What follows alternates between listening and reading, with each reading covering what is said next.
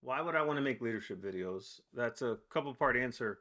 But the main part is I found that there's a lot of leaders who are put into leadership roles who are not educated or don't have the experience. And in my 20 years of active duty service, I've seen a lot of leaders who did not actually know how to lead people. And when I was less mature, I'd say, oh, they were bad leaders. Some of them were bad leaders, but some of those times it wasn't their fault. There are some people in leadership roles that are not properly educated on how to lead people. They can tell you how to get promoted, they can tell you how to look good for your bosses. They can't talk to you about delegation, they can't talk to you about emotional intelligence, things like that. And I've seen a lot of people in person and online who did not understand leadership fundamentals and therefore were not as effective as they could be in leadership roles. And this made me think, why don't I start putting out some content, start putting out some videos from the field to the office to the classroom. I want to help educate people on leadership and team dynamics. I'll post questions or surveys or things like that to keep some engagement going or to get some perspective or to be able to share some perspective. I've done a couple so far where I've asked a question and people have asked me to talk briefly about topics, and I've done that. And for the aforementioned reasons, this is why I decided to make leadership videos. And this is not the basics of how to get promoted.